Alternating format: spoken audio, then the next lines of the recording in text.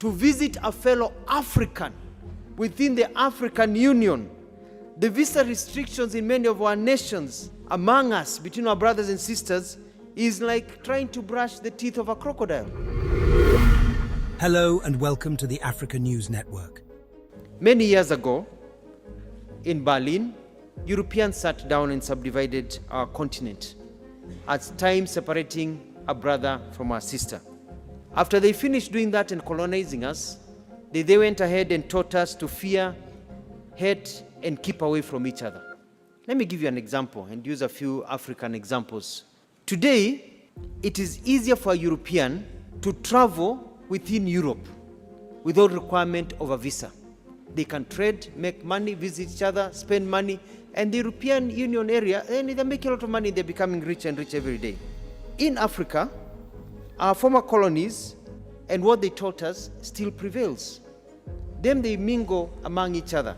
Today in Africa, the reality is that for an African to visit a European nation, an ordinary African, to visit a European nation, is like, let me give you an example my teacher used to use. It's like trying to milk an elephant because of the visa process. However, for a European to visit an African nation, most of our nations, it is like a walk on the beach.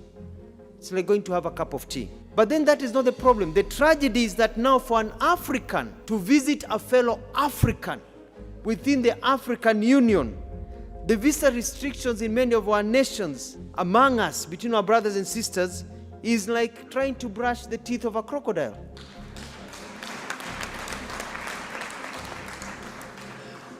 They came, divided us, and they have taught us to keep each other from each other. Them, they're mingling with each other and making money and growing, but they have taught us to hate each other. But for us to really enjoy the true economic benefits of the Africa Continental Free Trade Area, we need to behave like the Europeans and allow for the free movement of people and trade. Our development agencies, such as the African Union Development Agency and others, cannot really succeed when there are all these restrictions among ourselves. To this end, in our contribution to this continental aspiration, Kenya is committed to progressively, and we are moving very fast by the end of this year, to abolish visas to citizens from African Union member states to make it easier to invest and do business in Kenya and across the continent. We are going to open the borders of Kenya. We do not fear our fellow Africans. Come, travel to Kenya, live, do business in Kenya, trade, make money in Kenya. And we hope we'll get reciprocity with the rest of you.